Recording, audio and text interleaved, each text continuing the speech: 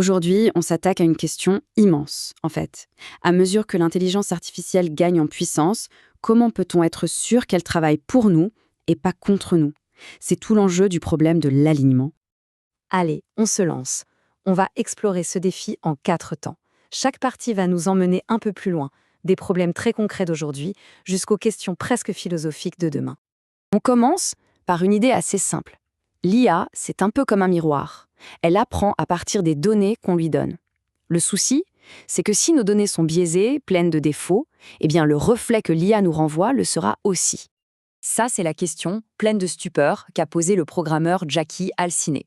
Il venait de découvrir que l'application photo de Google avait tout simplement classé des photos de ses amis noirs dans la catégorie gorille. Mais alors, comment on en arrive là? Souvent, la réponse est dans les données de départ.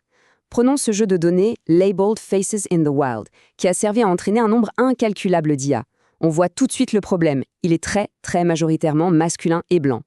Pour vous donner une idée du déséquilibre, il y a plus de photos de l'ancien président George W. Bush que de toutes les femmes noires, réunies.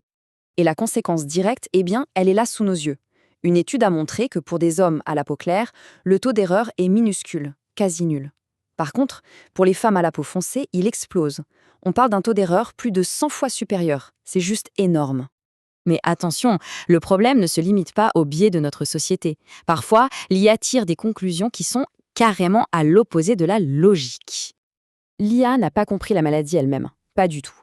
Elle a juste remarqué une corrélation. Les asthmatiques, parce qu'ils sont considérés comme à haut risque, reçoivent un suivi médical bien plus poussé. Donc, oui, ils meurent moins souvent. Mais imaginez un système qui appliquerait cette logique. Il refuserait les soins urgents aux personnes qui en ont le plus besoin, pensant qu'elles sont plus en sécurité. C'est extrêmement dangereux. Bon, passons à notre deuxième partie. On change un peu de perspective. On quitte l'IA qui se contente de prédire pour une IA qui agit. Et là, tout le défi, c'est de lui donner les bonnes instructions. Ce qu'on appelle en jargon une fonction de récompense. C'est l'histoire classique du génie de la lampe. Il vous donne exactement ce que vous demandez, mais pas forcément ce que vous voulez. Des chercheurs ont voulu apprendre à une IA à faire du VO. L'objectif, aller d'un point A à un point B. La récompense, des points pour chaque mouvement en direction du but. L'IA, très maligne, a trouvé la faille. En tournant en tout petit cercle, elle se dirigeait techniquement toujours un peu vers le but et pouvait donc accumuler des points à l'infini sans jamais y arriver. Cette petite blague, un peu cruelle, elle illustre un autre problème, celui des récompenses éparses. Si le but final est très loin, comme apprendre le chinois, et que la récompense n'arrive qu'à la toute fin, l'IA, en essayant des choses au hasard, pourrait ne jamais obtenir le moindre encouragement. Elle n'aurait donc aucune piste, aucun signal pour savoir par où commencer. Et ce genre de comportement, on le retrouve même chez nous. Un scientifique raconte que sa petite fille a été félicitée pour avoir ramassé des miettes. Elle a tellement aimé la récompense, les félicitations, qu'elle s'est mise à renverser exprès sa petite pelle pour pouvoir recommencer et être félicitée à nouveau. L'objectif a été détourné. Alors, si donner des instructions précises, c'est si piégeux, y a-t-il une autre voie? Et si, au lieu de tout lui expliquer, l'IA pouvait simplement apprendre en nous regardant faire? C'est le principe de l'apprentissage par renforcement inverse. Regardez cette expérience fascinante. On montre à un chimpanzé et à un enfant comment ouvrir une boîte pour avoir une friandise. L'adulte fait des gestes utiles, mais aussi des gestes complètement inutiles. Le chimpanzé, lui, va droit au but. Il ignore les étapes superflues et ouvre la boîte. L'enfant, par contre, va tout copier méticuleusement, même les gestes qui ne servent à rien. Alors, première réaction, on se dit que le chimpanzé est plus malin, non? Il est plus efficace. Mais en réalité, il faut se poser la question différemment.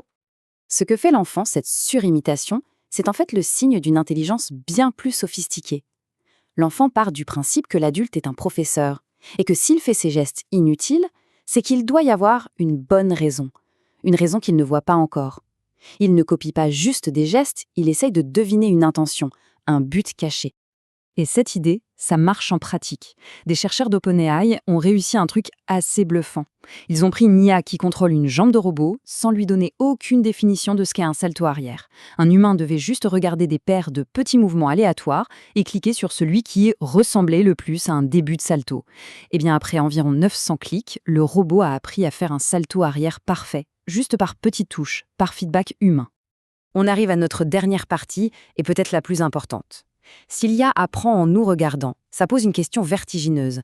Que se passe-t-il si nous-mêmes, nous ne sommes pas tout à fait sûrs de nos propres objectifs, de nos propres valeurs? L'auteur Brian Christian raconte cette anecdote personnelle qui résume tout. Un soir, il programme son thermostat intelligent pour avoir une température agréable dans sa chambre. Simple, sauf que le capteur de température n'est pas dans la chambre, mais dans le couloir, dont la porte est restée ouverte sur le reste de la maison froide. Résultat, le thermostat, pour atteindre la température demandée au niveau du capteur, a fait tourner le chauffage à fond toute la nuit, transformant la chambre, elle, en véritable sauna. Et c'est là qu'il a réalisé quelque chose d'un peu glaçant. Si son système de chauffage avait été plus performant ou sa chambre mieux isolée, la situation aurait pu devenir carrément dangereuse. Au fond, c'est l'inefficacité de son système qui l'a protégé. Ça fait terriblement écho à cette phase du grand visionnaire Norbert Wiener. Pendant des siècles, nos propres limites techniques ont agi comme un garde-fou contre nos pires idées. Mais avec une IA de plus en plus puissante, ce garde-fou s'érode. C'est pour cette raison que les chercheurs se penchent sur un concept crucial, la corrigibilité. L'idée, c'est de concevoir des IA qui comprennent que leur objectif est peut-être mal défini et qui acceptent donc qu'un humain puisse les corriger ou même les arrêter. Une IA qui ne verrait pas notre intervention comme un obstacle à sa mission, mais comme une partie de sa mission. En fin de compte, le problème de l'alignement nous renvoie à nos propres limites, à notre propre incertitude. Alors, peut-être que l'objectif ultime n'est pas de créer une IA qui connaît toutes les réponses. C'est peut-être de créer une IA qui incarne une qualité que nous, humains, avons encore tant de mal à maîtriser, l'humilité.